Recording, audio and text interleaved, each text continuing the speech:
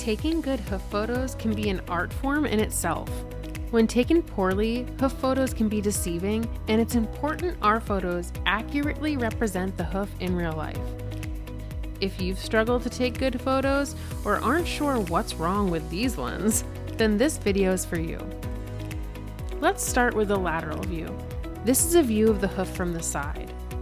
Start with your camera on the ground about 1.5 to 2 feet away from the hoof. This is important to make sure there isn't a fisheye distortion in the photo affecting how the foot looks. When doing this on your phone, you can see how the shape of the foot changes as you move your phone camera away from the hoof.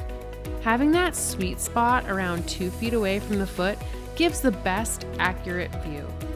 Next, hold your camera behind the hoof and slowly bring it forward until the inside heel bulb disappears behind the outside one.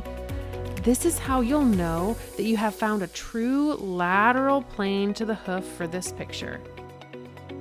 For the next shot, let's do a dorsal view. This is the view in front of the hoof. This can be tricky because the leg of the horse and the hoof of the horse aren't always straight and aligned. If we follow the leg down to take a photo, we may be completely off center of the actual hoof. If we are truly documenting the hoof itself, we want to find the center of the hairline at the front of the hoof. This is the center of the toe. This hoof here has an inside flare, and that's because this horse has remodeling of his coffin bone. The dorsal view can help us see and document that. Just like with the lateral view, it's best to hold the camera 1.5 to 2 feet away from the hoof itself to get the most accurate representation of the foot. Another helpful angle is the caudal view, which allows us to see the hoof balance from behind as well as the strength of the heel bulbs and frog. For this view, we hold the hoof loosely in our hand by the fetlock and allow it to hang naturally. Center the camera between the heel bulbs, aligning it with the imaginary line between them. You should be able to see just a sliver of sole above the heels to capture some of the concavity and depth of the hoof. That being said, the next view is better for assessing concavity.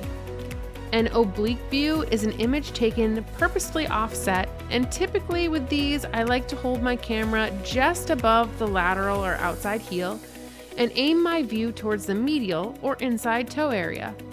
This can capture how much depth the sole of the hoof has. And last but not least, we have the solar view. As you can guess from the name, this is a picture of the sole of the hoof. Picking the foot up and supporting the dorsal wall or front of the hoof, hold your camera parallel to the sole. Make sure not to tip your camera forward or backwards, as that can distort the image you get. Now let's look at some of the photos we took during the filming of this video. And now it's your turn. Get out there and practice, and here's to taking the perfect shot.